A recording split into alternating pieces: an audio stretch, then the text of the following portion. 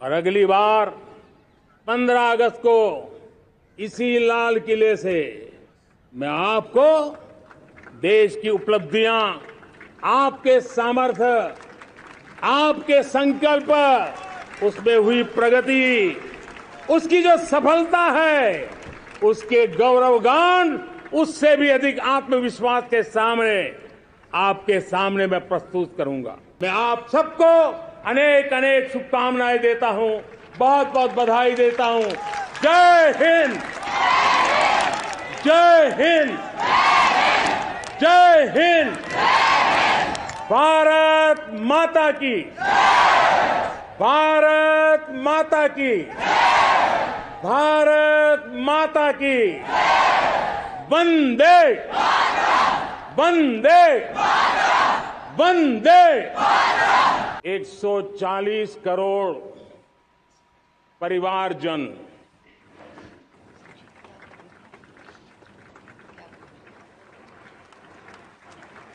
दुनिया का सबसे बड़ा लोकतंत्र, और अब बहुत लोगों का अभिप्राय है कि जनसंख्या की दृष्टि से भी हम विश्व में नंबर 1 पर है। इतना बड़ा विशाल देश, 140 करोड़ देश कि मेरे भाई बहन, मेरे परिवारजन आज आजादी का पर्व मना रहे हैं। मैं देश के कोटि कोटि जनों को, देश और दुनिया में भारत को प्यार करने वाले, भारत का सम्मान करने वाले, भारत का गौरव करने वाले कोटि कोटि जनों को आजादी के इस महान पवित्र पर्व की अनेक अनेक शुभकामनाएं देता हूं। मेरे प्यारे परिवारजन, पूज्य बापू के नेतृत्व में असहयोग का आंदोलन, सत्याग्रह की मूवमेंट और भगत सिंह, सुखदेव, राजगुरु जैसे अनगिनत वीरों का बलिदान, उस पीढ़ी में शायद ही कोई व्यक्ति होगा जिसने देश की आजादी में अपना योगदान न दिया हो। मैं आज देश की आजादी के जंग में जिन जिन ने योगदान दिया है, बलिदान दिए हैं, त्याग किया है, तपस्या की है, उन सबको आदरपूर्वक नमन करता हूं, उनका अभिनंदन करता हूं। आज 15 अगस्त महान क्रांतिकारी और अध्यात्म जीवन के ऋषितुल्य प्रणेता श्री अरबिंदो की 150वीं जयंती पूर्ण हो रही है। ये वर्ष स्वामी दयानंद सरस्वती के 150वीं जयंती का वर्ष है। ये वर्ष रानी दुर्गावती के 500वीं जन्मशती का बहुत ही पवित्र अवसर है, जो पूरा देश बड़े धामधूम से मनाने वाला है। ये वर्ष मीराबाई, भक्ति योग की सिरमौर मीराबाई के 525 वर्ष का भी ये पावन पर्व है। ये बार जो 26 जनवरी हम मनाएंगे, वो हमारे गणतंत्र दिवस की 75वीं वर्षगांठ होगी।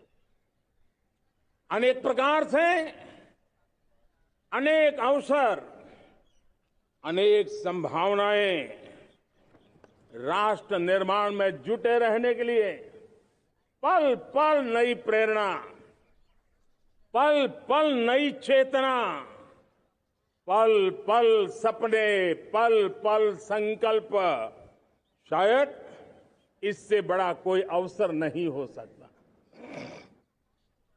मेरे प्यारे परिवारजन, इस बार प्राकृतिक आपदा ने देश के अनेक हिस्सों में अकल्पनीय संकट पैदा किए। जिन परिवारों ने इस संकट में सहन किया है, मैं उन सभी परिवारजनों के प्रति अपनी संवेदना प्रकट करता हूं और राज्य और केंद्र सरकार मिलकर के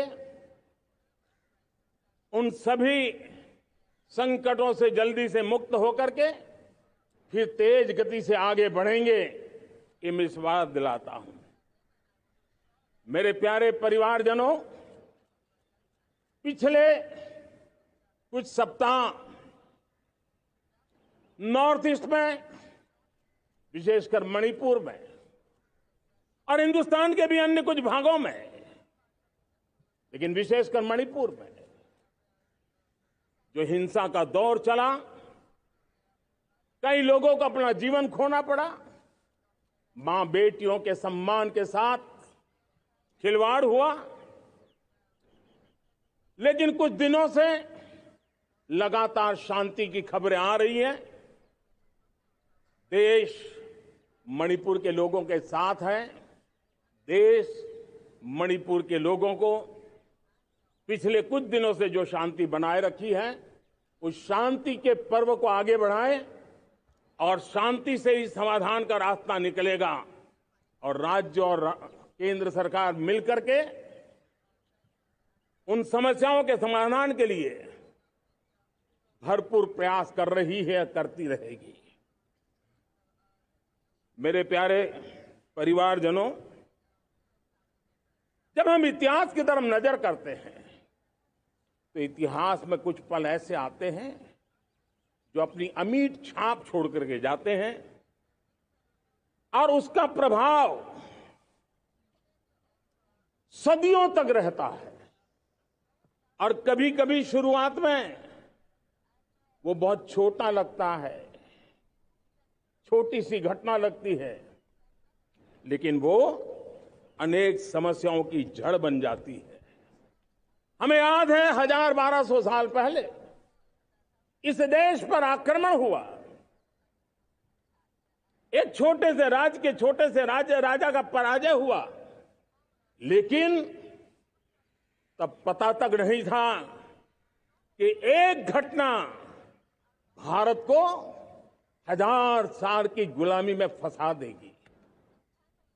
और हम गुलामी में जकड़ते गए, जो आया लूटता गया, जो जिसका मन चाहा हम पे आके सवार हो गया। कैसा विपरीत काल रहा होगा वो 1000 साल का। मेरे प्यारे परिवारजनों, घटना छोटी क्यों ना हो, लेकिन 1000 साल तक प्रभाव छोड़ के रही है। लेकिन मैं आज इस बात का जिक्र इसलिए करना चाहता हूं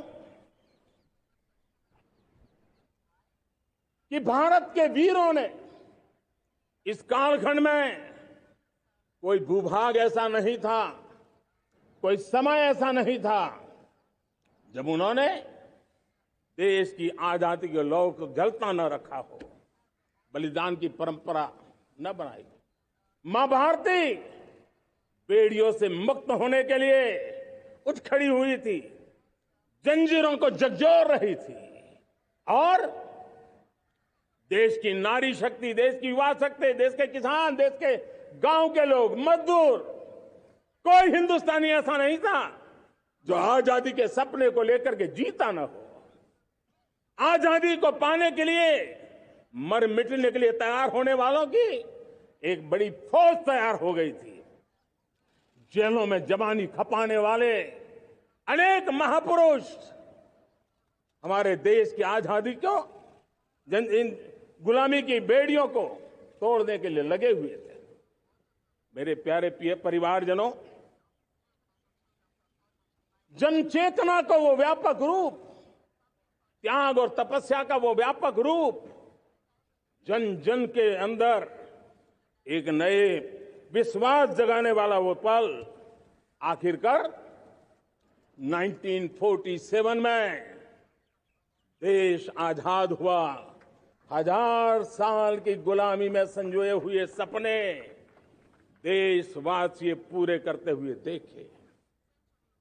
साथियों, मैं 1000 साल पहले की बात इसलिए कह रहा हूं, मैं देख रहा हूं फिर एक बार देश के सामने एक मौका आया है।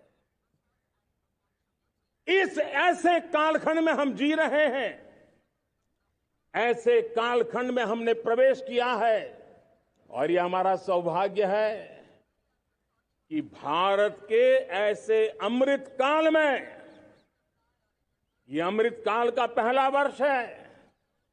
या तो हम जवानी में जी रहे हैं या हम मां भारती की गोद में जन्म ले चुके हैं। और ये कालखंड, मेरे शब्द लिख करके रखिए मेरे प्यारे परिवारजनों, इस कालखंड में जो हम करेंगे, जो कदम उठाएंगे, जितना त्याग करेंगे, तपस्या करेंगे, सर्वजन हिताय सर्वजन सुखाय, एक के बाद एक फैसले लेंगे, आने वाले 1000 साल का देश का स्वर्णिम इतिहास उससे अंकुरित होने वाला है। इस कालखंड में होने वाली घटनाएं आगामी 1000 साल के लिए इसका प्रभाव पैदा करने वाली है। गुलामी की मानसिकता से बाहर निकला हुआ देश पंच प्राण को समर्पित होकर के एक नए आत्मविश्वास के साथ आज आगे बढ़ रहा है। नए संकल्पों को सिद्ध करने के लिए वो जी जान से जुड़ रहा है। मेरी भारत माता, जो कभी ऊर्जा का सामर्थ्य था लेकिन राख के ढेर में दबी पड़ी थी, वो भारत मां 140 करोड़ देशवासियों के पुरुषार्थ है, उनकी चेतना से, उनकी ऊर्जा से फिर एक बार जागृत हो चुकी है। मां भारती जागृत हो चुकी है और मैं साफ देख रहा हूं दोस्तों, यही कालखंड है। पिछले 9-10 साल हमने अनुभव किया है, विश्व भर में भारत की चेतना के प्रति, भारत के सामर्थ्य प्रति एक नया आकर्षण, नया विश्वास, नई आशा पैदा हुई है। और ये प्रकाश पुंज जो भारत से उठा है, वो विश्व को उसमें अपने लिए ज्योति नजर आ रही है। विश्व को एक नया विश्वास पैदा हो रहा है। हमारा सौभाग्य है, कुछ ऐसी चीजें हमारे पास हैं जो हमारे पूर्वजों ने हमें विरासत में दी है और वर्तमान कालखंड ने गढ़ी है। आज हमारे पास डेमोग्राफी है, आज हमारे पास डेमोक्रेसी है, आज हमारे पास डायवर्सिटी है। डेमोग्राफी, डेमोक्रेसी और डायवर्सिटी की ये त्रिवेणी भारत के हर सपने को साकार करने का सामर्थ्य रखती। आज पूरे विश्व में वहां देशों की उम्र ढल रही है, ढलाव पर है, तब भारत युवान की तरफ ऊर्जावान होकर के बढ़ रहा है। कितने बड़े गौरव का कालखंड है कि आज 30 साल की कम आयु की जनसंख्या दुनिया में सर्वाधिक कहीं है तो ये मेरे भारत मां की गोद में है, ये मेरे देश में है। और 30 साल से कम उम्र की नौजवान हो मेरे देश के पास हो, कोटि कोटि भुजाएं हो, कोटि कोटि मस्तिष्क हो, कोटि कोटि सपने, कोटि कोटि संकल्प हो, तो भाइयों बहनों, मेरे प्रिय परिवारजनों, हम इच्छित परिणाम प्राप्त करके रह सकते हैं। मेरे प्यारे परिवारजनों, देश का भाग्य ऐसी घटनाएं बदल देती है, यह सामर्थ्य देश के भाग्य को बदल देता है। भारत 1000 साल की गुलामी और आने वाले 1000 साल के भव्य भारत के बीच में पड़ाव पर हम खड़े हैं, एक ऐसी संधि पर खड़े हैं। और इसलिए अब हमें न रुकना है, न दुविधा में जीना है। मेरे प्यारे प्रिय परिवारजनों, हमें खोई हुई उस विरासत का गर्व करते हुए, खोई हुई समृद्धि को प्राप्त करते हुए, हमें फिर एक बार और ये बात मान के चले, हम जो भी करेंगे, हम जो भी कदम उठाएंगे, हम जो भी फैसला लेंगे, वो अगले 1000 साल तक अपनी दिशा निर्धारित करने वाला है, भारत के भाग्य को लिखने वाला है। मैं आज मेरे देश के नौजवानों को, मेरे देश की बेटे बेटियों को ये जरूर कहना चाहूंगा, जो सौभाग्य आज मेरे युवाओं को मिला है, ऐसा सौभाग्य शायद ही किसी के नसीब होता है जो आपके नसीब हुआ है। और इसलिए हमें ये गंवाना नहीं है। युवा शक्ति पर मेरा भरोसा है, युवा शक्ति में सामर्थ्य है, और हमारी नीतियां, हमारी रीतियां भी उस युवा सामर्थ्य को और बल देने के लिए है। आज मेरे युवाओं ने दुनिया में पहले 3 स्टार्टअप इकोसिस्टम में भारत को स्थान दिला दिया है। विश्व के युवाओं को अचंभा हो रहा है भारत के इस सामर्थ्य को लेकर के, भारत की इस ताकत को देख करके। आज दुनिया टेक्नोलॉजी ड्रिवन है और आने वाला युग टेक्नोलॉजी से प्रभावित रहने वाला है, और तब टेक्नोलॉजी में भारत की जो टैलेंट है उसकी एक नई भूमिका रहने वाली है। साथियों, मैं पिछले दिनों G20 समिट में बाली गया था, और बाली में दुनिया के समृद्ध देश, दुनिया के विकसित देश भी, उनके मुखिया मुझे भारत की डिजिटल इंडिया की सफलता के लिए बारीकियों से जानने के लिए इच्छुक थे। हर कोई इसका सवाल पूछता था, और जब मैं उनको कहता था कि भारत ने जो कमाल किया है ना, वो दिल्ली, मुंबई, चेन्नई तक सीमित नहीं है।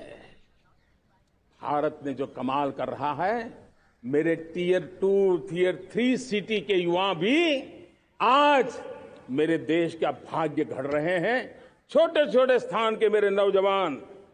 और मैं आज बड़े विश्वास से कहता हूं, देश का ये जो सामर्थ्य नया नजर आ रहा है, और इसलिए मैं कहता हूं, हमारे छोटे शहर आकार और आबादी में छोटे हो सकते हैं। ये हमारे छोटे छोटे शहर, हमारे कस्बे आकार और आबादी में छोटे हो सकते हैं, लेकिन आशा और आकांक्षा, प्रयास और प्रभाव वो किसी से कम नहीं है। वो सामर्थ्य उनके अंदर है। नए ऐप्स, नए सॉल्यूशन, टेक्नोलॉजी डिवाइस। अब खेलों की दुनिया देखिए, कौन बच्चे हैं? झुग्गी झोंपड़ी से निकले हुए बच्चे आज खेलों की दुनिया में पराक्रम दिखा रहे हैं। छोटे छोटे गांव के, छोटे छोटे कस्बे के नौजवान, हमारी बेटे बेटियां आज कमाल दिखा रही हैं। अब देखिए, मेरे देश की 100 जितनी स्कूल ऐसी हैं जहां के बच्चे सैटेलाइट बना करके सैटेलाइट छोड़ने की तैयारियां कर रही है। आज हजारों टिंकरिंग लैब नए वैज्ञानिकों का गर्भाधान कर रही है। आज हजारों टिंकरिंग लैब लाखों बच्चों को साइंस और टेक्नोलॉजी के राह पर आगे बढ़ने के लिए प्रेरणा दे रही है। मैं मेरे देश के नौजवानों को कहना चाहता हूं, अवसरों की कमी नहीं है। आप जितने अवसर चाहेंगे, ये देश आसमान से भी ज्यादा अवसर आपने देने का सामर्थ्य रखता है। मैं आज लाल किले की प्राचीर से मेरे देश की माताओं, बहनों, मेरे देश की बेटियों को हृदय से अभिनंदन करना चाहता हूं। देश आज जब पहुंचा है, अब विशेष शक्ति जुड़ रही है मेरी माताओं बहनों के सामर्थ्य की। आज देश प्रगति की राह पर चल पड़ा है, तो मैं मेरे किसान भाई बहनों का भी अभिनंदन करना चाहता हूं। ये आप ही का पुरुषार्थ है, ये आप ही का परिश्रम है कि देश आज कृषि क्षेत्र में आगे बढ़ रहा है। मैं मेरे मजदूरों का, मेरे श्रमिकों का, मेरे प्रिय परिवारजन, ऐसे कोटि कोटि श्रमिकों को आज मैं नमन करता हूं, उनका अभिनंदन कर रहा हूं। देश आज जो आधुनिकता की ओर बढ़ रहा है, विश्व की तुलना करने वाले सामर्थ्य के साथ नजर आ रहा है, उसके पीछे मेरे देश के मजदूरों का, मेरे देश के श्रमिकों का बहुत बड़ा योगदान है। आज समय कहता है कि लाल किले की प्राचीर से मैं उनका अभिनंदन करूं, उनका अभिवादन करूं। और ये मेरे परिवारजन, 140 करोड़ देशवासी, मेरे इन श्रमिकों का, रेहड़ी पटरी वालों का, फूल सब्जी बेचने वालों का हम सम्मान करते हैं। मेरे देश को आगे बढ़ाने में, मेरे देश को प्रगति की नई ऊंचाई पर ले जाने में प्रोफेशनल्स की बहुत बड़ी भूमिका है, बढ़ती रही है। चाहे साइंटिस्ट हो, चाहे इंजीनियर्स हो, डॉक्टर्स हो, नर्सिस हो, शिक्षक हो, आचार्य हो, यूनिवर्सिटीज हो, गुरुकुल हो, हर कोई मां भारती का भविष्य उज्जवल बनाने के लिए अपनी पूरी ताकत से लगा हुआ है। मेरे प्यारे परिवारजनों, राष्ट्रीय चेतना वो एक ऐसा शब्द है जो हमें चिंताओं से मुक्त कर रहा है। और आज वो राष्ट्रीय चेतना ये सिद्ध कर रही है कि भारत का सबसे बड़ा सामर्थ्य बना है भरोसा, भारत का सबसे बड़ा सामर्थ्य बना है विश्वास। जन जन में हमारा विश्वास, जन जन का सरकार पर विश्वास, जन जन का देश के उज्जवल भविष्य पर विश्वास, और विश्व का भी भारत के प्रति विश्वास। ये विश्वास हमारी नीतियों का है, हमारी रीति का है। भारत के उज्जवल भविष्य को जिस निर्धारित मजबूत कदमों से हम आगे बढ़ा रहे हैं, उसका है। भाइयों बहनों, मेरे प्यारे परिवारजनों, ये बात निश्चित है कि भारत का सामर्थ्य और भारत की संभावनाएं विश्वास की नई बुलंदियों को पार करने वाली है। और ये विश्वास की नई बुलंदियां नए सामर्थ्यों को लेकर के चलनी चल रही है। आज देश में G20 समिट के मेहमान नवाजी का भारत को अवसर मिला है। अब पिछले एक साल से हिंदुस्तान के हर कोने में जिस प्रकार से G20 के अनेक ऐसे आयोजन हुए, अनेक कार्यक्रम हुए हैं, उसने देश के सामान्य मानवीय के सामर्थ्य को विश्व को परिचित करा दिया है। भारत की विविधता का परिचय कराया है। भारत की डायवर्सिटी को दुनिया अचंभे से देख रही है और उसके कारण भारत के तरफ आकर्षण बढ़ा है। भारत को जानने की, समझने की इच्छा जगी है। उसी प्रकार से आप देखिए एक्सपोर्ट, आज भारत का एक्सपोर्ट के तेजी से बढ़ रहा है। और मैं कहना चाहता हूं, दुनिया के एक्सपर्ट्स इन सारे मानदंडों के आधार पर कह रहे हैं कि अब भारत रुकने वाला नहीं है। दुनिया की कोई भी रेटिंग एजेंसी होगी, वो भारत का गौरव कर रही है। कोरोना काल के बाद दुनिया एक नए सिरे से सोचने लगी। और मैं विश्वास से देख रहा हूं कि जिस प्रकार से द्वितीय महायुद्ध के बाद, द्वितीय विश्व युद्ध के बाद दुनिया ने एक नया वर्ल्ड ऑर्डर आकार लिया था, मैं साफ साफ देख रहा हूं कि कोरोना के बाद एक नया विश्व ऑर्डर, एक नया ग्लोबल ऑर्डर, एक नया जियोपॉलिटिकल इक्वेशन ये बहुत तेजी से आगे बढ़ रहा है। जियोपॉलिटिकल इक्वेशन की सारे व्याख्याएं बदल रही है, परिभाषाएं बदल रही है।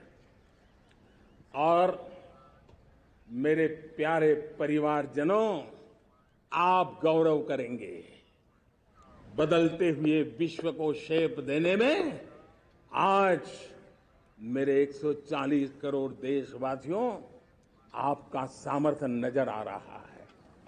आप निर्णायक मोड़ पर खड़े हैं। और कोरोना काल में भारत ने जिस प्रकार से देश को आगे बढ़ाया, दुनिया ने हमारे सामर्थ्य को देखा है। जब दुनिया की सप्लाई चेन तहस नहस हो गई थी, बड़ी बड़ी अर्थव्यवस्थाओं पर दबाव था, उस समय भी हमने कहा था हमें विश्व का विकास देखना है तो मानव केंद्रीय होना चाहिए, मानवीय संवेदनाओं से भरा हुआ होना चाहिए, और तब जाकर के समस्याओं का सही समाधान निकालेंगे। और कोविड ने हमें सिखाया है या हमें मजबूर किया है, लेकिन मानवीय संवेदनाओं को छोड़ करके हम विश्व का कल्याण नहीं कर सकते। आज भारत ग्लोबल साउथ की आवाज बन रहा है। भारत की समृद्ध विरासत आज दुनिया के लिए एक अवसर बन रहा है। Global economy, global supply chain, इसमें भारत की हिस्सेदारी, मैं पक्का विश्वास से कहता हूं, आज जो भारत ने परिस्थिति पैदा हुई है, आज जो भारत ने कमाया है, वो दुनिया में स्थिरता की गारंटी लेकर के आया है। दोस्तों, अब न हमारे मन में, न 140 करोड़ मेरे परिवारजनों के मन में, और न ही दुनिया के मन में कोई इफ्स है, कोई बट्स है। विश्वास बन चुका है। मेरे प्यारे देशवासियों, अब गेंद हमारे पाले में है। हमें अवसर जाने नहीं देना चाहिए, हमें मौका छोड़ना नहीं चाहिए। भारत में मैं मेरे देशवासियों का इसलिए भी अभिनंदन करता हूं कि मेरे देशवासियों में एक नीर-क्षीर विवेक का सामर्थ्य है, समस्याओं की जड़ों को समझने का सामर्थ्य है। और इसलिए 2014 में मेरे देशवासियों ने 30 साल के अनुभव के बाद तय किया कि देश को आगे ले जाना है तो स्थिर सरकार चाहिए, मजबूत सरकार चाहिए, पूर्ण बहुमत वाली सरकार चाहिए। और देशवासियों ने एक मजबूत और स्थिर सरकार बनाई। और 3 दशकों के जो अनिश्चितता का कालखंड था, जो अस्थिरता का कालखंड था, जो राजनीतिक मजबूरियों से देश जकड़ा हुआ था, उससे मुक्ति मिली। मेरे प्यारे परिवारजनों, देश के पास आज एक ऐसी सरकार है, वो सर्वजन हिताय सर्वजन सुखाय, देश के संतुलित विकास के लिए समय का पल पल और जनता की पाई पाई, जनता की भलाई के लिए लगा रही है। और मेरी सरकार, मेरे देशवासियों का मन एक बात से जुड़ा हुआ है। हमारे हर निर्णय, हमारे हर दिशा, उसका एक ही मानदंड है, नेशन फर्स्ट, राष्ट्र प्रथम। और राष्ट्र प्रथम यही दूरगामी परिणाम, सकारात्मक परिणाम पैदा करने वाला है। देश में बड़े स्तर पर काम हो रहा है। और लेकिन मैं कहना चाहूंगा, 2014 में आपने एक मजबूत सरकार बनाई, और मैं कहता हूं 2014 में और 2019 में आपने एक सरकार फॉर्म की, तो मोदी में रिफॉर्म करने की हिम्मत आई। ऐसी सरकार फॉर्म की कि मोदी को रिफॉर्म की हिम्मत आई। और जब मोदी ने एक के बाद एक रिफॉर्म किए तो मेरे ब्यूरोक्रेसी के लोग, मेरे लाखों हाथ पैर जो हिंदुस्तान के कोने कोने में सरकार के हिस्से के रूप में काम कर रहे हैं, उन्होंने ब्यूरोक्रेसी ने ट्रांसफॉर्म करने के लिए परफॉर्म करने की जिम्मेवारी बखूबी निभाई और उन्होंने परफॉर्म करके दिखाया और जनता जनार्दन जुड़ गई तो वो ट्रांसफॉर्म होता भी नजर आ रहा है। और इसलिए रिफॉर्म, परफॉर्म, ट्रांसफॉर्म ये कालखंड अब भारत के भविष्य को गढ़ रहा है। और हमारी सोच देश की उस ताकतों को बढ़ावा देने पर है जो आने वाले 1000 साल की नींव को मजबूत करने वाले हैं। दुनिया को युवा शक्ति की जरूरत है, युवा स्किल की जरूरत है। हमने अलग स्किल मिनिस्ट्री बनाई, वो भारत की आवश्यकताओं को तो पूरी करेगी, वो दुनिया की आवश्यकताओं को पूरी करने का भी सामर्थ्य रखेगी। हमने जल शक्ति मंत्रालय बनाया। मंत्रालय की बनाने की रचना को भी अगर वो एनालिसिस करेगा ना तो इस सरकार के मन मस्तिष्क को बड़े अच्छे ढंग से आप समझ पाएंगे।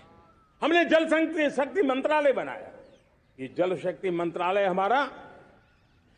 हमारे देश के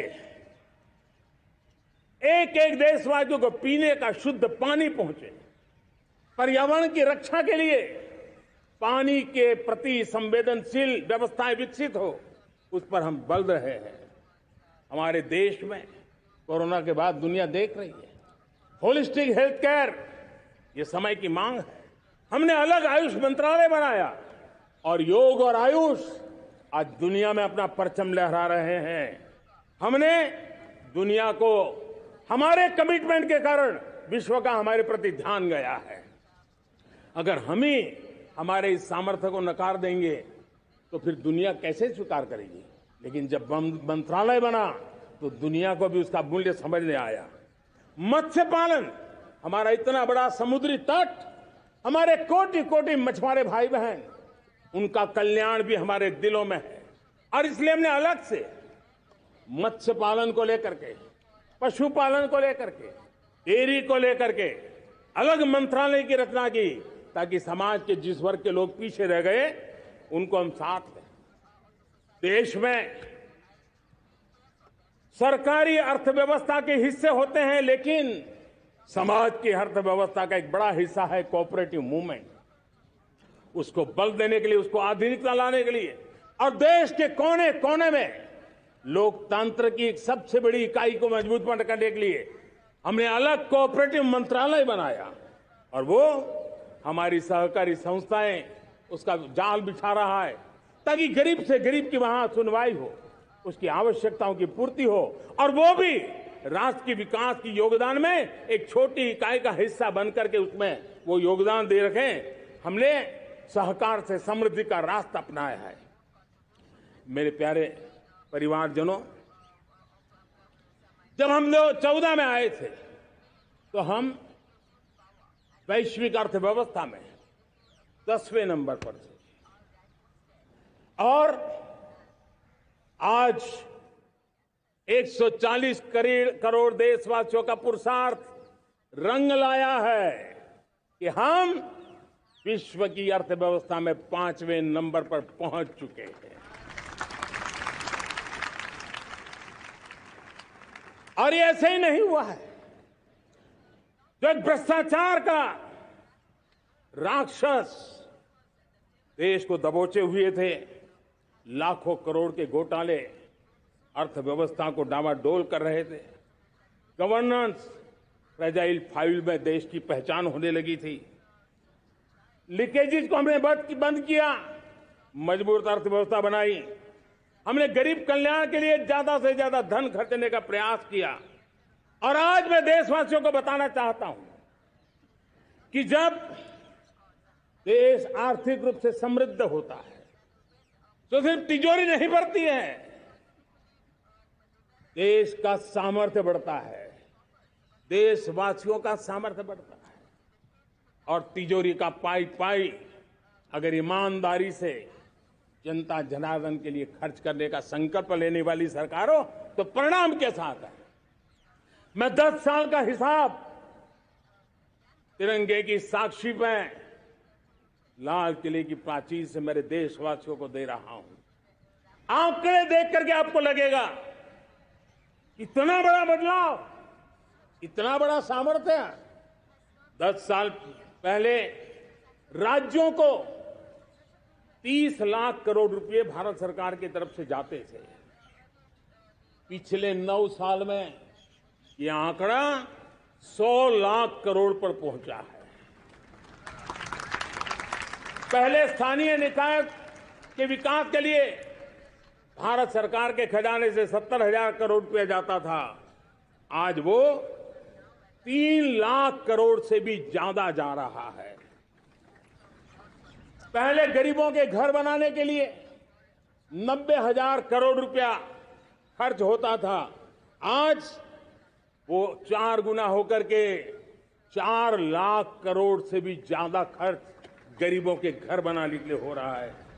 पहले गरीबों को यूरिया सस्ता मिले, जो यूरिया की बैग दुनिया के कुछ बाजारों में 3,000 में बिकती है, वो यूरिया की बैग मेरे किसानों को 300 में मिले। और इसलिए देश की सरकार 10 लाख करोड़ रुपया मेरे किसानों की यूरिया में सब्सिडी दे रहा है।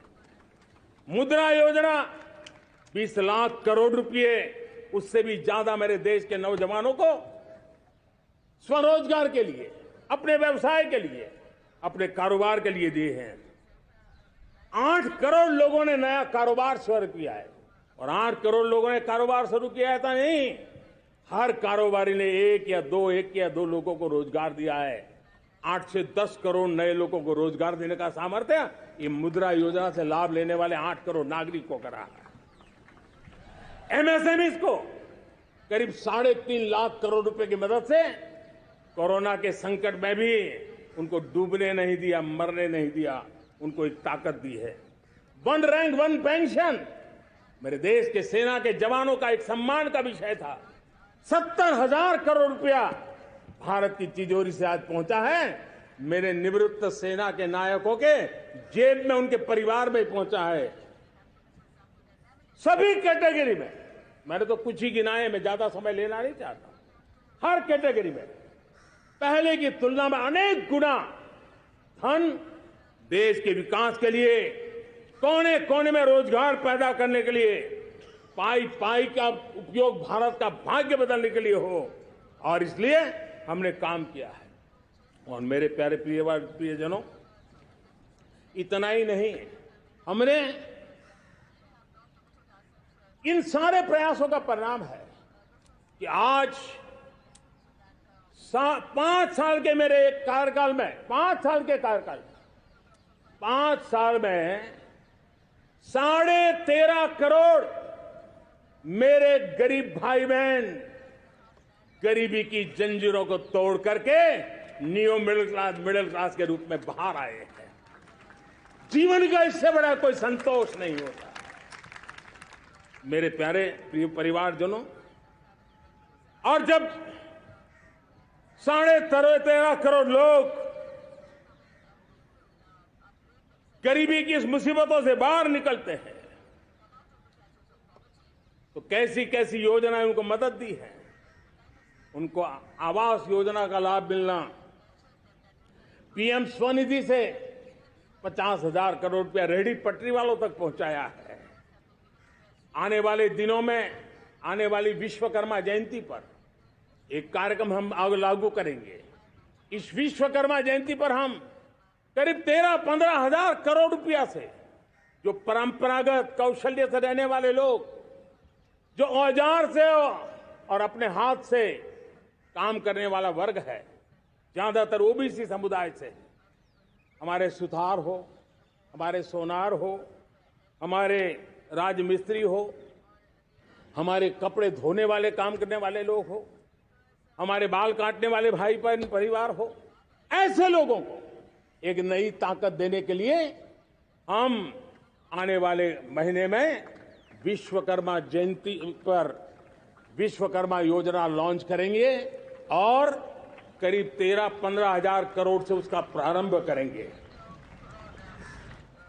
हमने पीएम किसान सम्मान निधि में 2.5 लाख करोड़ रुपया सीधा मेरे देश के किसानों के खाते में जमा किया है। हमने जल जीवन मिशन, हर घर में शुद्ध पानी पहुंचे, 2 लाख करोड़ रुपया खर्च किया है। हमने आयुष्मान भारत योजना, ताकि गरीब को बीमारी के कारण अस्पताल जाने से जो मुसीबत होती थी उसको मुक्ति दिलाना, उसको दवाई मिले, उसका उपचार हो, ऑपरेशन हो, अच्छे से अच्छी हॉस्पिटल में हो। आयुष्मान भारत योजना के तहत 70,000 करोड़ रुपए हमने लगाए हैं। पशुधन, देश ने कोरोना वैक्सीन की बात तो देश को याद है, 40,000 करोड़ रुपए लगाए, वो तो याद है। लेकिन आपको जानकर के खुशी होगी, हमने पशुधन को बचाने के लिए करीब 15,000 करोड़ रुपया पशुधन के टीकाकरण के लिए लगाया है। मेरे प्यारे देशवासियों, मेरे प्यारे परिवारजनों, जन औषधि केंद्रों ने देश के सीनियर सिटीजन्स को, देश के मध्यम वर्गीय परिवार को एक नई ताकत दी है। जिस संयुक्त परिवार में अगर किसी को एक डायबिटीज जैसा हो जाए, 2-3 हजार रुपया दवाई का बिल स्वाभाविक हो जाता है। हमने जन औषधि केंद्र से जो दवाई बाजार में 100 रुपए में मिलती है, वो 10 रुपया, 15 रुपया, 20 रुपए में दी। और आज देश में 1,000 जन औषधि केंद्रों से मेरे इन बीमारी में जिनको दवाई की जरूरत थी, ऐसे लोगों के करीब 20,000 करोड़ रुपया उनके जेब में बचा है। और ये ज्यादातर मध्यम वर्ग के परिवार के लोग हैं।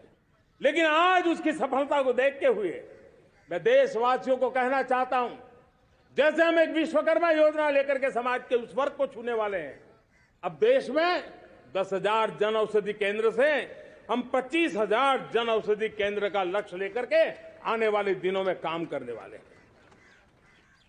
मेरे प्यारे परिवारजनों, जब देश में गरीबी कम होती है तो देश की मध्यम वर्ग की ताकत बहुत बढ़ती है। और अगर दुनिया में, और मैं आपको विश्वास दिलाता हूं, आने वाले 5 साल में मोदी का गारंटी है, देश पहले 3 वैश्विक इकोनॉमी में अपना जगह ले लेगा। ये पक्का जगह ले लेगा। आज जो 13.5 करोड़ गरीबी से बाहर हुए आए हुए लोग हैं, वो एक प्रकार से मध्यम वर्ग की ताकत बन जाते हैं। जब गरीब की खरीद शक्ति बढ़ती है तो मध्यम वर्ग की व्यापार शक्ति बढ़ती है। जब गांव की खरीद शक्ति बढ़ती है तब कस्बे और शहर की आर्थिक व्यवस्था और तेज गति से दौड़ती है। और यही इंटरकनेक्टेड हमारा अर्थचक्र होता है। हम उसको बल लेकर के आगे चलना चाहते हैं। मेरे प्यारे परिवारजनों, शहर के अंदर जो कमजोर लोग रहते हैं, बिना घर को मुसीबत रहती है, मध्यम वर्ग के परिवार अपना खुद का घर का सपना देख रहे हैं, हम उसके लिए भी आने वाले कुछ सालों के लिए एक योजना लेकर के आ रहे हैं। और जिसमें ऐसे मेरे परिवारजन जो शहरों में अपना घर, शहरों में रहते हैं लेकिन किराए के मकान पे रहते हैं, झुग्गी झोपड़ी में रहते हैं, चाल में रहते हैं, अनऑथराइज कॉलोनीज में रहते हैं, ऐसे मेरे परिवारजन अगर अपना मकान बनाना चाहते हैं तो बैंक से जो लोन मिलेगा उसके ब्याज के अंदर राहत देकर के लाखों रुपयों की मदद करने का हमने निर्णय किया है। मेरे मध्यम वर्ग के परिवार को जब 2 लाख से 7 लाख इनकम टैक्स की सीमा बढ़ जाती है तो सबसे बड़ा लाभ सैलरी क्लास को होता है, मेरे मध्यम वर्ग को होता है। इंटरनेट का डेटा बहुत महंगा था 2014 के पहले, आज दुनिया का सबसे सस्ता इंटरनेट का डेटा का खर्चा हो रहा है। हर परिवार के पैसे बच रहे हैं। मेरे प्यारे परिवारजनों, विश्व कोरोना के बाद अभी तक उभर नहीं पाया है। युद्ध ने फिर एक नई मुसीबत पैदा की है। आज दुनिया महंगाई के संकट से जूझ रही है। पूरी दुनिया की अर्थव्यवस्था को महंगाई ने दबोच के रखा है। हम भी दुनिया से जिन सामान की जरूरत होती है लाते हैं, तो हमें सामान तो इंपोर्ट करते हैं। हमारा दुर्भाग्य है कि हमें महंगाई भी इंपोर्ट करनी पड़ती है, क्योंकि पूरी दुनिया को महंगाई ने जकड़ के रखा है। लेकिन मेरे प्यारे परिवारजनों, भारत ने महंगाई को नियंत्रित रखने के लिए भरसक प्रयास किए हैं। पिछले कालखंड की तुलना में हमें कुछ सफलता भी मिली है, लेकिन इतने से संतोष नहीं मान सकते। दुनिया से हमारी चीजें अच्छी है, इतने बात से हम सोच नहीं सकते। मुझे तो मेरे देशवासियों को महंगाई की बोझ कम से कम हो, इस दिशा में और भी कदम उठाने हैं और हम उस कदम को उठा के रहेंगे। मेरा प्रयास निरंतर जारी रहेगा। मेरे प्यारे परिवारजनों, आज देश अनेक क्षमताओं को लेकर के आगे बढ़ रहा है। देश आधुनिकता की तरफ आगे बढ़ने के लिए काम कर रहा है। आज देश रिन्यूएबल एनर्जी पे काम कर रहा है। आज देश ग्रीन हाइड्रोजन पे काम कर रहा है। देश की स्पेस पे क्षमता बढ़ रही है, तो देश की डीप सी मिशन में भी सफलता के साथ आगे चल रहा है। देश में रेल आधुनिक हो रही है, तो वंदे भारत बुलेट ट्रेन भी आज देश के अंदर काम कर रही है। गांव गांव पक्की सड़कें बन रही है, तो इलेक्ट्रिक बसें, मेट्रो की रचना भी आज देश में हो रहे हैं। आज गांव गांव तक इंटरनेट पहुंच रहा है, तो क्वांटम कंप्यूटर के लिए भी देश तय कर रहता है। नैनो यूरिया, नैनो डीएपी, उस पर काम हो रहा है, तो दूसरी तरफ जैविक खेती पर भी हम बल दे रहे हैं। आज किसान उत्पादक संघ एफपीओ का निर्माण हो रहा है, तो हम सेमीकंडक्टर का भी निर्माण करने के लिए चाह रहे हैं। हम दिव्यांग जनों के लिए एक सुगम भारत के निर्माण के लिए काम करते हैं, तो हम पैरालंपिक में भी हिंदुस्तान का तिरंगा झंडा गाड़ने के लिए मेरे दिव्यांग जनों को सामर्थ्यवान बना रहे हैं। हम खिलाड़ियों को स्पेशल ट्रेनिंग दे रहे हैं।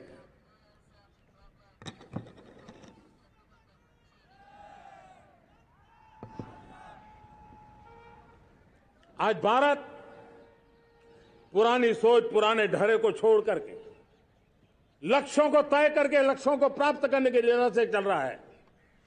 और जब मैं कहता हूं ना कि जिसका शिलान्यास हमारी सरकार करती है, उसका उद्घाटन भी हमारे कालखंड में करते हैं।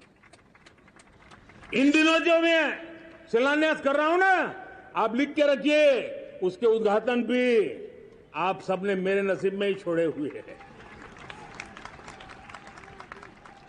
हमारी कार्य संस्कृति बड़ा सोचना, दूर का सोचना, सर्वजन हिताय सर्वजन सुखाय सोचना, यह हमारी कार्यशैली रही है। और सोच से भी ज्यादा, संकल्प से भी ज्यादा हासिल कैसे करना, इस ऊर्जा के साथ हम काम करते हैं। हमने आजादी के काल अमृत महोत्सव में 75,000 अमृत सरोवर बनाने का संकल्प किया था। उस समय हमने हर जिले में 75 अमृत सरोवर बनाने का संकल्प किया था। करीब 50-55 हजार अमृत सरोवर की कल्पना की थी, लेकिन आज करीब 75,000 अमृत सरोवर का काम निर्माण हो रहा है। ये अपने आप में बहुत बड़ा काम हो रहा है। जनशक्ति और जल शक्ति की ताकत भारत के पर्यावरण की रक्षा में भी काम आने वाली है। 18,000 गांवों तक बिजली पहुंचाना, जनधन बैंक खाते खोलना, बेटियों के लिए शौचालय बनाना, सारे टारगेट समय के पहले पूरी शक्ति से पूरे करेगा। और जब भारत ठान लेता है तो उसे पूरा करके रहता है। ये हमारा ट्रैक रिकॉर्ड कहता है। 200 करोड़ वैक्सीनेशन का काम, दुनिया हमें जब पूछती है 200 करोड़ सुनती है, उनकी आंखें फट जाती है। इतना बड़ा काम ये मेरे देश के आंगनवाड़ी वर्कर, हमारी आशा वर्कर, हमारी हेल्थ वर्कर, उन्होंने करके दिखाया। यह मेरे देश का सामर्थ्य है। 5G को रोल आउट किया, दुनिया में सबसे तेज गति से 5G रोल आउट करने वाला मेरा देश है। 700 से अधिक जिलों तक हम पहुंच चुके हैं और अब 6G की भी तैयारी कर रहे हैं। हमने टास्क फोर्स बना दिया है। रिन्यूएबल एनर्जी, हम टारगेट से पहले चले हैं। हमने रिन्यूएबल एनर्जी 2030 का जो टारगेट तय किया था, 21-22 में इसको पूरा कर दिया। हमने इथेनॉल में 20% ब्लेंडिंग की बात कही थी, वो भी हमने समय से 5 साल पहले पूरा कर दिया। हमने $500 बिलियन के एक्सपोर्ट की बात की थी, वो भी समय के पहले $500 बिलियन से ज्यादा कर दिया। हमने तय किया, जो हमारे देश में 25 साल से चर्चा हो रही थी कि देश में नई संसद बने, पार्लियामेंट का कोई सत्र ऐसा नहीं था नई संसद के। ये मोदी है, समय के पहले नई संसद बना करके रख दिया। मेरे प्यारे भाई बहनों, ये काम करने वाली सरकार है, निर्धारित लक्ष्यों को पार करने वाली सरकार है। ये नया भारत है, ये आत्मविश्वास से भरा हुआ भारत है, ये संकल्पों को चरितार्थ करने के लिए जी जान से जुटा हुआ भारत है। और इसलिए ये भारत न रुकता है, ये भारत न थकता है, ये भारत न हाँफता है और न ही ये भारत हारता है। और इसलिए मेरे प्यारे परिवारजनों, आर्थिक शक्ति बढ़ी है तो हमारी सामरिक शक्ति को भी एक नई ताकत मिली है। हमारी सीमाएं पहले से अधिक सुरक्षित हुई है और मेरे सीमा पर बैठे हुए मेरे जवान जो देश की सीमाओं की रक्षा कर रहे हैं और मेरे देश की आंतरिक सुरक्षा के संभालने वाले यूनिफॉर्म फोर्सेस, मैं आजादी के इस पावन पर्व पर उनको भी अनेक अनेक बधाई देते हुए मेरी बात को आगे बढ़ाता हूं। सेना का अधिकरण हो, हमारी सेना युवा बने, हमारी सेना बैटल के लिए रेडी, युद्ध योग्य बने, इसलिए निरंतर रिफॉर्म का काम आज हमारी सेना में हो रहा है।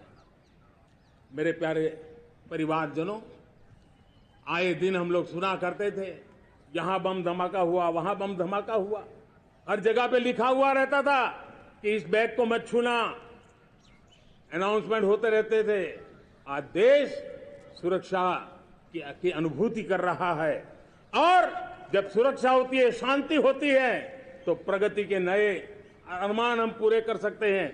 उसको लिए सीरियल बम धमाके का जमाना बीती हुई बात हो गई है। निर्दोषों की जो मौत होते थे वो बीते हुए कल की बात हो गई है। आज देश में आतंकी हमलों में भारी कमी आई है, नक्सल प्रभावित क्षेत्रों में भी बहुत बड़ा बदलाव आया है, बहुत बड़ा परिवर्तन का एक वातावरण बना है। मेरे प्यारे परिवारजनों, प्रगति के हर चीज में, लेकिन जब 2047 हम एक विकसित भारत का सपना लेकर के चल रहे हैं तब, और वो सपना नहीं, 140 करोड़ देशवासियों का संकल्प है और उस संकल्प को सिद्ध करने के लिए परिश्रम की पराकाष्ठा भी है। और उसकी सबसे बड़ी ताकत होती है वो राष्ट्रीय चरित्र होता है।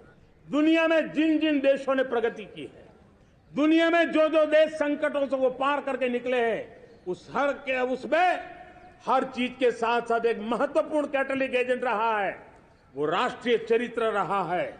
और हमें राष्ट्रीय चरित्र के लिए और बल देते हुए हमें आगे बढ़ना होगा।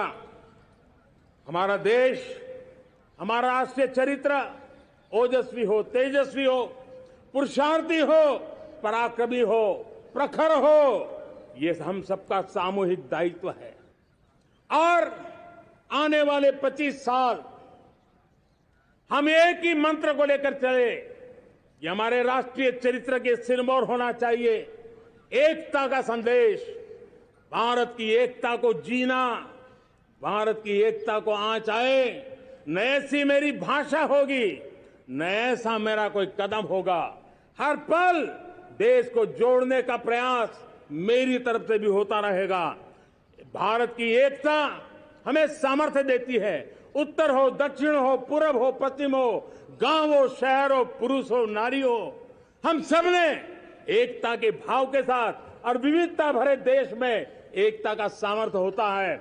और दूसरी महत्व की बात मैं देख रहा हूं, अगर 2047 में हमें हमारे देश को विकसित भारत के रूप में देखना है तो हमें श्रेष्ठ भारत के मंत्र को जीना होगा, हमें चरितार्थ करना होगा।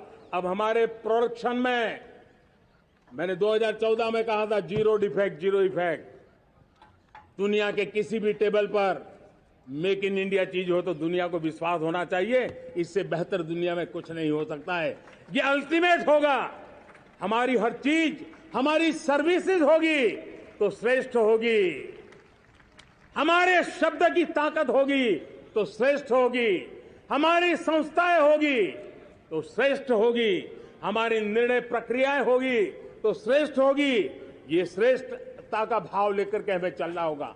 तीसरी बात है, देश में आगे बढ़ाने के लिए एक अतिरिक्त शक्ति का सामर्थ्य भारत को आगे ले जाने वाला है, और वो है विमेन लेड डेवलपमेंट। आज भारत गर्व से कह सकता है कि दुनिया में नागरिक उड्डयन में अगर किसी एक देश में सबसे ज्यादा विमेन पायलट है तो मेरे देश में है। आज चंद्रयान की गति हो, मून मिशन की बात हो, मेरी विमेन साइंटिस्ट उसका नेतृत्व कर रहे हैं। आज विमेन सेल्फ हेल्प ग्रुप हो, मेरी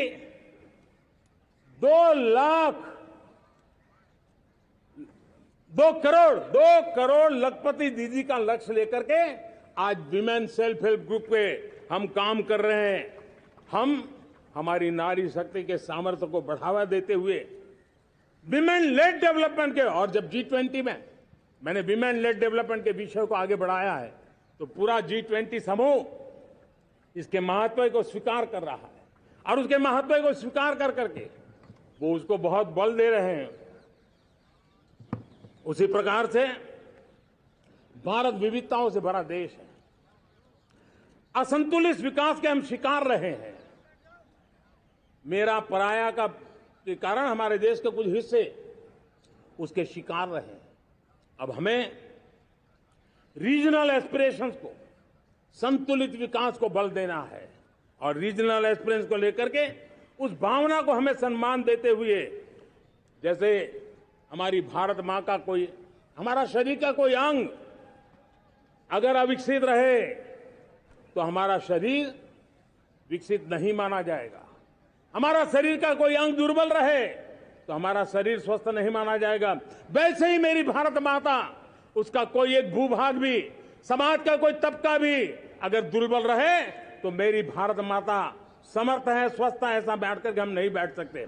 और इसलिए रीजनल एस्पिरेशंस को हमने एड्रेस करने की आवश्यकता है, और इसलिए हम समाज का सर्वांगीण विकास हो, सर्वस्पर्शी विकास हो, भूभाग के हर क्षेत्र को उसकी अपनी ताकत को खिलने का अवसर मिले, उस दिशा में आगे बढ़ना चाहते हैं। मेरे प्यारे परिवारजनों, भारत एक मदर ऑफ डेमोक्रेसी है। भारत मॉडल ऑफ डायवर्सिटी भी है। भाषाएं अनेक हैं, बोलियां अनेक हैं, परिधान अनेक हैं, विविधताएं बहुत है। हमने उन सारे लोगों को, सारों को आधार पर आगे बढ़ना है। मेरे प्यारे परिवारजनों, देश के, जब मैं एकता की बात करता हूं, तब अगर घटना मणिपुर में होती है तो पीड़ा महाराष्ट्र में होती है, अगर बाढ़ आसाम में आती है तो बेचैन केरला हो जाता है। हिंदुस्तान के किसी भी हिस्से में कुछ भी हो, हम एक अंगांगी भाव की अनुभूति करते हैं। मेरे देश की बेटियों पर जुल्म न हो, यह हमारा सामाजिक भी दायित्व है, यह हमारा पारिवारिक दायित्व भी है, और ये देश के नाते हम सबका दायित्व है। आज जब अफगानिस्तान से गुरु ग्रंथ साहब के स्वरूप को लाते हैं तो पूरा देश गौरव की अनुभूति करता है।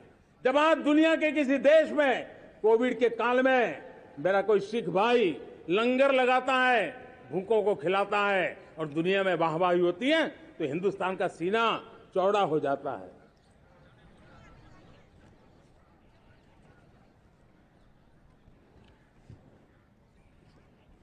मेरे प्यारे परिवारजनों, हमारे लिए जब नारी सम्मान की बात करते हैं, मुझे अभी एक देश में दौरा कर रहा था, तो वहां एक बहुत ही सीनियर मिनिस्टर, उसने मुझे एक सवाल पूछा।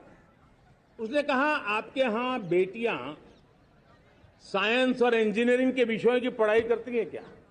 उसमें क्या था? मैंने उनको कहा, आज मेरे देश में लड़कों से ज्यादा बेटियां आज स्टेम यानी साइंस, टेक्नोलॉजी, इंजीनियरिंग और मैथ्स, अधिकतम भाग मेरी बेटियां ले रही। तो उनके लिए अचरज था। ये सामर्थ्य आज हमारे देश का देख रहा है। मेरे प्यारे परिवारजनों, आज 10 करोड़ महिलाएं विमेन सेल्फ हेल्प में जुड़ी हुई है। और विमेन सेल्फ हेल्प ग्रुप के साथ आप गांव में जाएंगे तो आपको बैंक वाली दीदी मिलेगी, आपको आंगनवाड़ी वाली दीदी मिलेगी, आपको दवाई देने वाली दीदी मिलेगी। और अब मेरा सपना है 2 करोड़ लखपति दीदी बनाने का, गांव में 2 करोड़ लखपति दीदी। और इसके लिए एक नया अभिगम भेजा। साइंस और टेक्नोलॉजी, हमारे गांव की महिलाओं का भी सामर्थ्य देखता हूं मैं। और इसलिए हम एक नई योजना सोच रहे हैं कि हमारे एग्रीकल्चर सेक्टर में टेक्नोलॉजी आए, एग्रीटेक को बल मिले। इसलिए विमेन सेल्फ हेल्प ग्रुप की बहनों को हम ट्रेनिंग देंगे, ड्रोन चलाने की, ड्रोन रिपेयरिंग की हम ट्रेनिंग देंगे। और हजारों ऐसे विमेन सेल्फ हेल्प ग्रुप को भारत सरकार ड्रोन देगी, ट्रेनिंग देगी। और हमारे एग्रीकल्चर के काम में ड्रोन की सेवाएं उपलब्ध हो, इसके लिए हम शुरुआत करेंगे। प्रारंभ हम 15,000 विमेन सेल्फ हेल्प ग्रुप के द्वारा ये ड्रोन की उड़ान का हम आरंभ कर रहे हैं।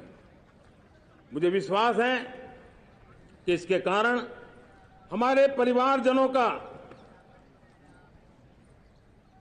मेरे प्यारे परिवारजनों, आज देश आधुनिकता की तरफ बढ़ रहा है।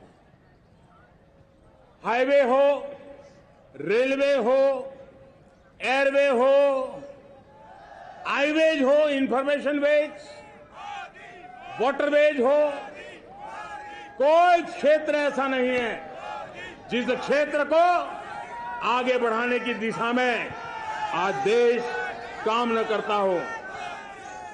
पिछले 9 वर्ष में तटीय क्षेत्रों में हमने, आदिवासी क्षेत्र में, हमारे पहाड़ी क्षेत्र में विकास को बहुत बढ़ दिया है। हमने पर्वतमाला, भारतमाला ऐसी योजनाओं के द्वारा समाज के उस वर्ग को हमने बल दिया है। हमने गैस की पाइपलाइन से हमारे पूर्वी भारत को जोड़ने का काम किया है। हमने अस्पतालों की संख्या बढ़ाई है, हमने डॉक्टर की सीटें बढ़ाई है ताकि हमारे बच्चे डॉक्टर बनने का सपना पूरा कर सके। हमने मातृभाषा में पढ़ाने पर बल दिया है, अब मातृभाषा में वो पढ़ाई कर सके उस दिशा में। और मैं भारत के सुप्रीम कोर्ट का भी धन्यवाद करता हूं कि भारत की सुप्रीम कोर्ट ने कहा है कि आप जो जजमेंट देंगे उसका जो ऑपरेटिव पार्ट होगा वो जो अदालत में आया है उसकी भाषा में उसको उपलब्ध होगा। मातृभाषा का महात्म्य आज बढ़ रहा है। मेरे प्यारे भाई परिवारजनों, आज तक हमारे देश के जो बॉर्डर विलेज हैं, हमने वाइब्रेंट बॉर्डर विलेज का एक कार्यक्रम शुरू किया है। और वाइब्रेंट बॉर्डर विलेज, अब तक इसके लिए कहा जाता था देश के आखिरी गांव। हमने उस पूरी सोच को बदला है, वो देश का आखिरी गांव नहीं है। सीमा पर जो नजर आ रहा है वो मेरे देश का पहला गांव है। अगर सूरज उगता है पूरब में तो उस तरफ के गांव में पहली सूरज की किरण आती है। अगर सूरज ढलता है तो इस तरफ के गांव में आखिरी किरण उसका लाभ मिलता है। ये मेरे पहले गांव है और मुझे खुशी है कि आज मेरे इस कार्यक्रम के विशेष मेहमान, ये जो पहले गांव है, सीमावर्ती गांव है, उसके 600 प्रधान आज इस लाल किले की प्राचीर के इस महत्वपूर्ण कार्यक्रम का हिस्सा बनने के लिए आए। पहली बार वो इतनी दूर तक आए हैं, नए संकल्प और सामर्थ्य के साथ जुड़ने के लिए आया है। मेरे प्यारे परिवारजनों, हमने संतुलित विकास के लिए एस्पिरेशनल डिस्ट्रिक्ट, एस्पिरेशनल ब्लॉक की कल्पना की और आज उसके सुखद परिणाम मिल रहे हैं। आज राज्य के जो नॉर्मल पैरामीटर्स हैं, जो एस्पिरेशनल डिस्ट्रिक्ट कभी बहुत पीछे थे, वो आज राज्य में भी अच्छा करने लग गए हैं और मुझे विश्वास है कि आने वाले दिनों में ये हमारे आकांक्षी जिले, हमारे आकांक्षी बॉल अवश्य आगे बढ़ेंगे। जैसे मैंने कहा था, भारत का चरित्र की चर्चा कर रहा था, तो मैंने पहला कहा था भारत की एकता, दूसरा कहा था भारत श्रेष्ठता की तरफ बल दें, तीसरा कहा था विमेन लेड डेवलपमेंट की मैंने बात कही थी। और मैं आज एक बात और कहना चाहता हूं कि हम जैसे रीजनल एस्पिरेशन, मैंने चौथी बात कही थी, पांचवी महत्व की बात और भारत ने उस दिशा में जाओ, और वो है हमारा राष्ट्रीय चरित्र विश्व मंगल के लिए सोचने वाला होना चाहिए। हमें देश को इतना मजबूत बनाना है जो विश्व मंगल के लिए भी अपनी भूमिका अदा करे। और आज कोरोना के बाद मैं देख रहा हूं जिस प्रकार से संकट की घड़ी में देश ने दुनिया की मदद की, उसका परिणाम है कि आज दुनिया में हमारा देश एक विश्व मित्र के रूप में, विश्व का अटूट साथी के रूप में आज मेरे देश की पहचान बनी है। हमें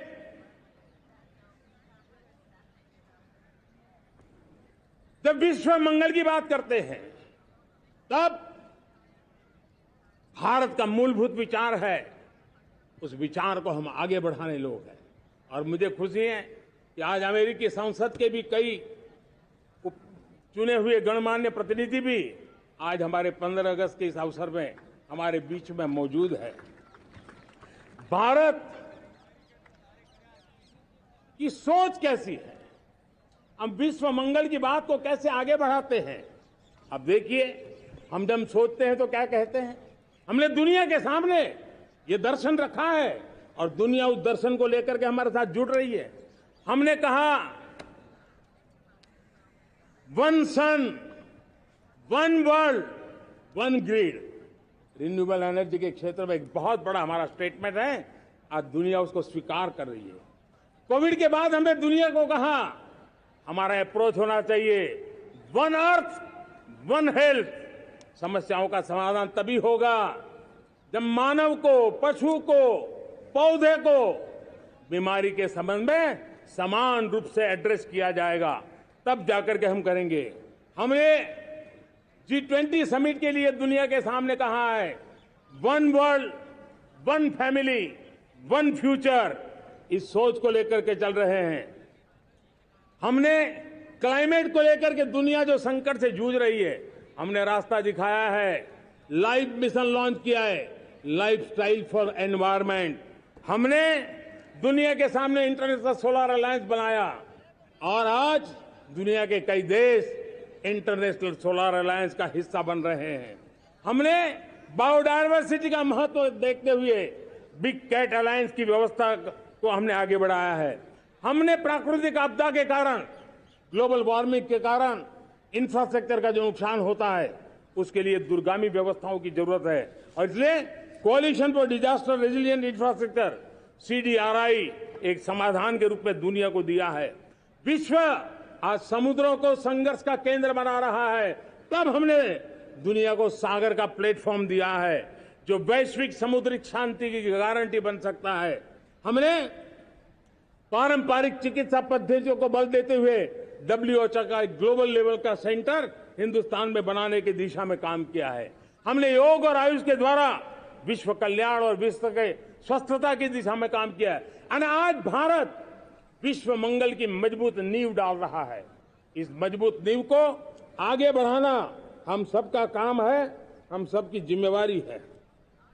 मेरे प्यारे परिवारजनों, सपने अनेक है, संकल्प साफ है, नीतियां स्पष्ट है, नियत के सामने कोई सवाल या निशान नहीं है, लेकिन कुछ सच्चाइयों को हमें स्वीकार करना पड़ेगा और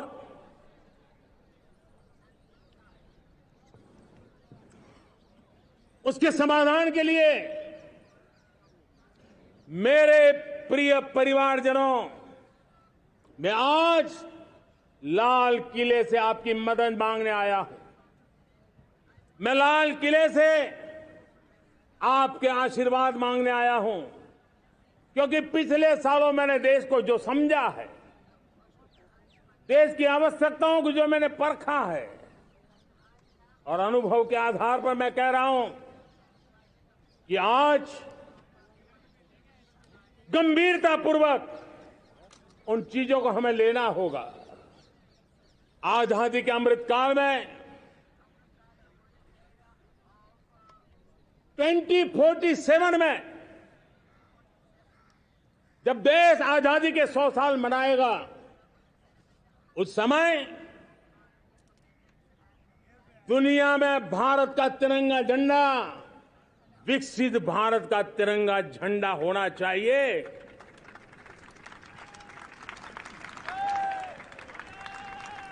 रत्ती भर भी हमें रुकना नहीं है, पीछे नहीं हटना है।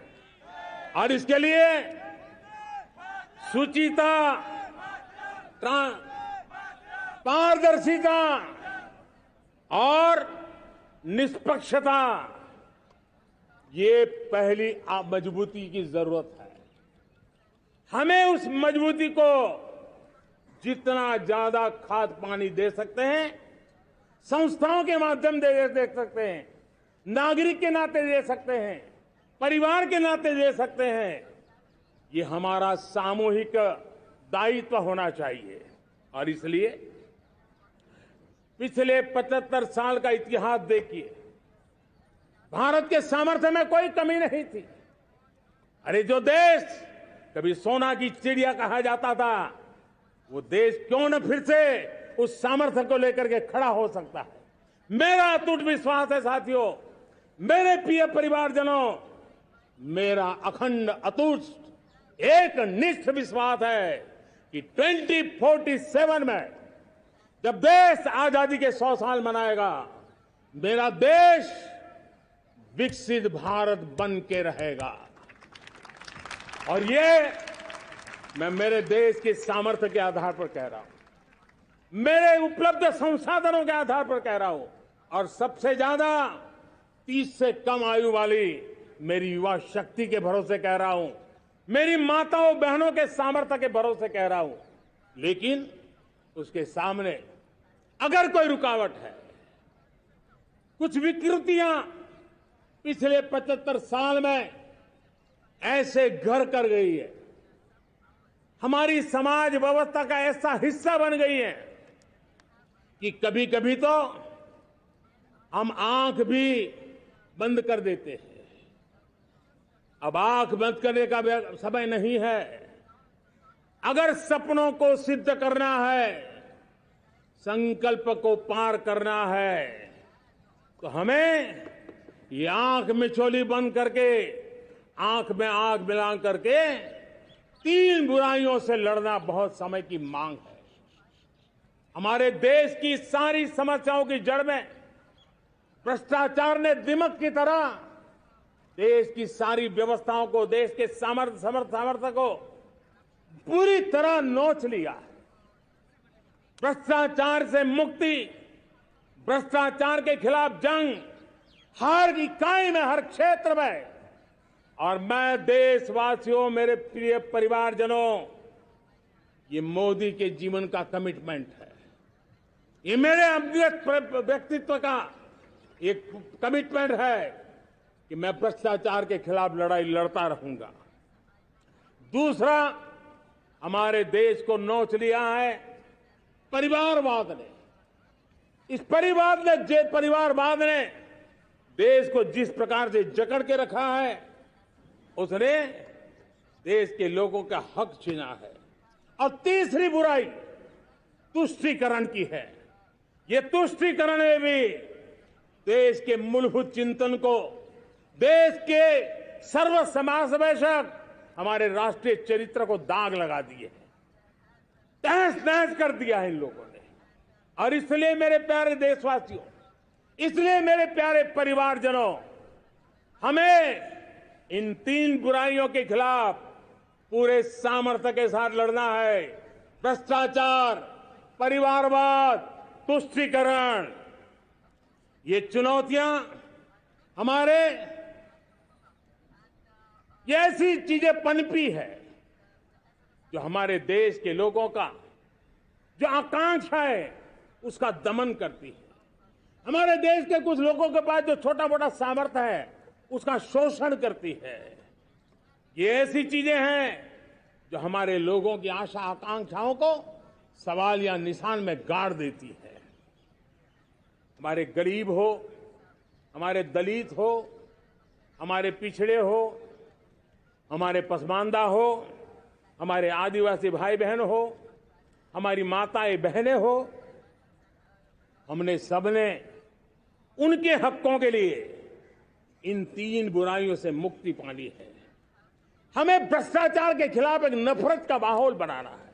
जैसे गंदगी हमें नफरत पैदा करती है ना, मन में गंदगी पसंद नहीं है, ये सार्वजनिक जीवन की इससे बड़ी कोई गंदगी नहीं हो सकती। और इसलिए हमारे स्वच्छता अभियान को एक नया मोड़ ये भी देना है कि हमें भ्रष्टाचार से मुक्ति पानी है।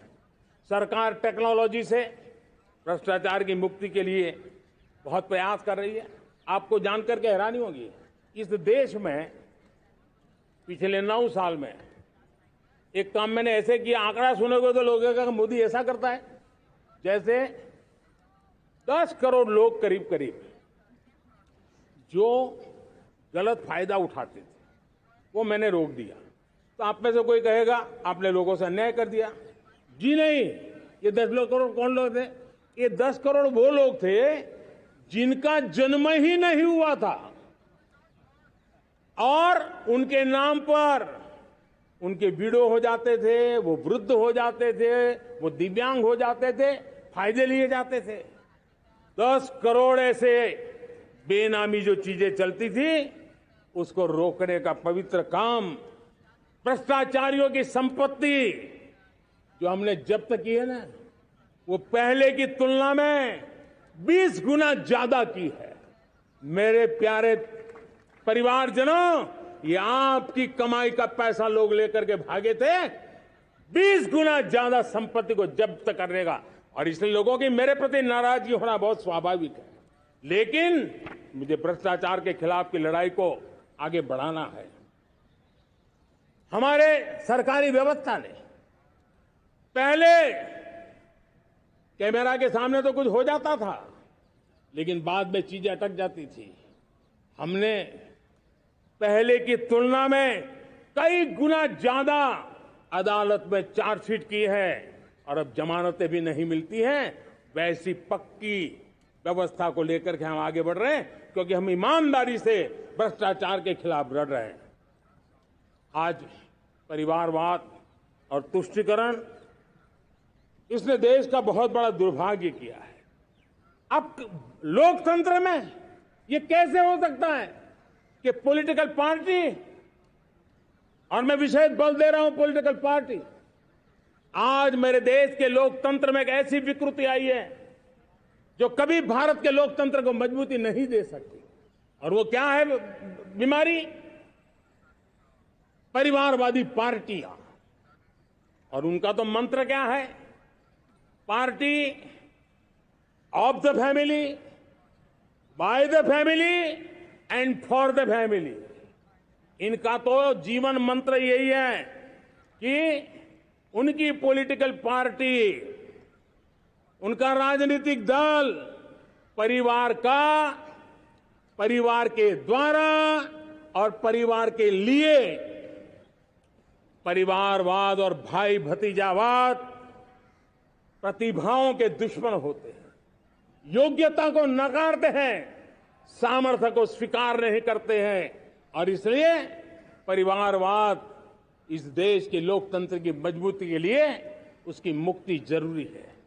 सर्वजन हिताय सर्वजन सुखाय, हर किसी को हक मिले इसलिए, और सामाजिक न्याय के लिए भी ये बहुत। उसी प्रकार से तुष्टीकरण ने सामाजिक न्याय का सबसे बड़ा नुकसान किया। अगर सामाजिक न्याय को तबाह किसी ने किया है तो ये तुष्टीकरण की सोच, तुष्टीकरण की राजनीति, तुष्टीकरण का सरकारी योजनाओं का तरीका, इसने सामाजिक न्याय को मौत के घाट उतार दिया है। और इसलिए हमें तुष्टीकरण, भ्रष्टाचार, ये विकास का सबसे बड़ा दुश्मन है। अगर देश विकास चाहता है, देश 2047 विकसित भारत का सपना का साकार करना चाहता है, तो हमारे लिए आवश्यक है कि हम किसी भी हालत में देश में भ्रष्टाचार को सहन नहीं करेंगे। इस मूड को लेकर के चलना चाहिए। मेरे प्यारे परिवारजनों, हम सबका एक बहुत बड़ा महत्वपूर्ण दायित्व है। आपने जिस प्रकार से जिंदगी जी है, हमारे आने वाली पीढ़ी को ऐसी जिंदगी जीने के लिए मजबूर करना, यह हमारा गुनाह है। यह हमारा दायित्व है कि हमारे आने वाली पीढ़ी को हम ऐसा समृद्ध देश दें, ऐसा संतुलित देश दें, ऐसा सामाजिक न्याय की धरोहर वाला देश दें, ताकि छोटी छोटी चीजों को पाने के लिए उन्हें कभी भी संघर्ष न करना पड़े। हम सभी का कर्तव्य, हर नागरिक का कर्तव्य है, और ये अमृतकाल कर्तव्य काल है। हम कर्तव्य से पीछे नहीं उठ सकते। हमें वो भारत बनाना है जो पूज्य बापू के सपनों का था। हमें वो भारत बनाना है जो हमारे स्वतंत्र सेनानियों का सपना था। हमें वो भारत बनाना है जो हमारे वीर शहीदों का था, हमारी वीरांगनाओं का था, जिन्होंने मातृभूमि के लिए अपना जीवन दे दिया था। मेरे प्यारे परिवारजनों, मैं जब 2014 में आपके पास आया था, तब 2014 में मैं परिवर्तन का वादा लेकर के आया था। 2014 में मैंने आपको वादा किया था, मैं परिवर्तन लाऊंगा, और 140 करोड़ मेरे परिवारजन, आपने मुझ पे भरोसा किया और मैंने विश्वास पूरा करने की कोशिश की। रिफॉर्म, परफॉर्म, ट्रांसफॉर्म, वो 5 साल जो वादा था वो विश्वास में बदल गया, क्योंकि मैंने परिवर्तन का वादा किया था। रिफॉर्म, परफॉर्म, ट्रांसफॉर्म के द्वारा मैंने इस वादे को विश्वास में बदल दिया। कठोर परिश्रम किया है, देश के लिए किया है, शान से किया है, सिर्फ और सिर्फ नेशन फर्स्ट, राष्ट्र सर्वोपरि, इस भाव से किया है। 2019 में परफॉर्मेंस के आधार पर आप सबने मुझे फिर से आशीर्वाद दिया। परिवर्तन का वादा मुझे यहां ले आया, परफॉर्मेंस मुझे दोबारा ले आया, और आने वाले 5 साल अभूतपूर्व विकास के हैं। 2047 के सपने को साकार करने का सबसे बड़ा स्वर्णिम पल आने वाले 5 साल है। और अगली बार 15 अगस्त को इसी लाल किले से मैं आपको देश की उपलब्धियां, आपके सामर्थ्य, आपके संकल्प, उसमें हुई प्रगति, उसकी जो सफलता है, उसके गौरवगान, उससे भी अधिक आत्मविश्वास के सामने, आपके सामने मैं प्रस्तुत करूंगा। मेरे प्यारे